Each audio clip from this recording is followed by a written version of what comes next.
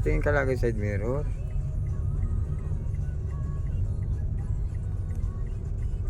Pagka-apa ko ba, i-release ko na? Yung Silinyador? up, O dire-diretso ganun lang gaano lang, dahan-dahan lang. Pag alam mo, titingnan mo yung ano mo, kung natakbo na ng 40, tama na. Tapos, yan lang. Sabi ko kasi, huwag ka masyadong maggalaw sa side mirror. Huwag ka masyadong maggalaw sa manibela. Mabilis na yan, mi. Dahan-dahan lang. Mag-umpisa mo lang sa dahan-dahan. 40 lang yun, mabilis. Kaya nga, oh. Ayan, tapos balik ka ulit doon. May ganyan ha. May ano? Ayan o, nakatigil. Alam, Kaya palitin na ako dito sa side mirror ko. oh, yan nga, mas maganda nga yung ganyan. Babalik ako pagka ano.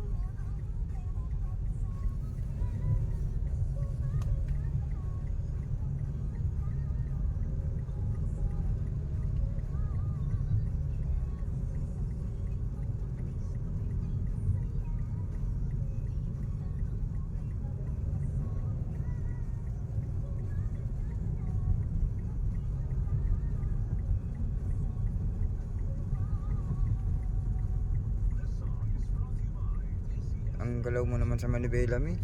Eh, ano gagawin ko? Tapos ang bilis na bilis mo pa, oh.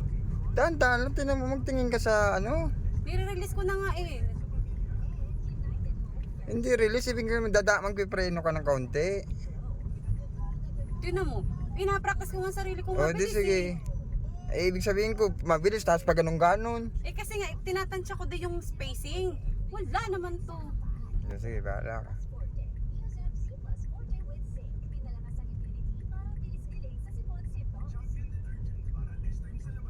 Kasi pag nag-umpisa, mabagal lang tapos tatansya mo. Pag alam mo ng tansya, saka mo bilisan.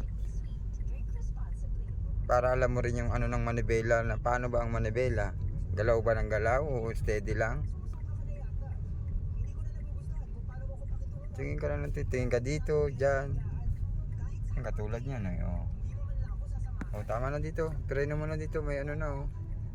Sige na, preno na mi. May ano na doon eh. Ano Tapos, gagawin mo? Ganyan. Oh. neutral. Oh, dapat yan. Ito ka na. Huwag na tayong baba.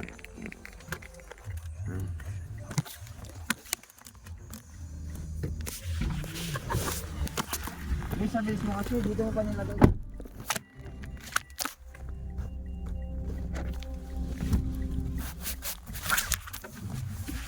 Dito mo pa nilagay sa pasipan.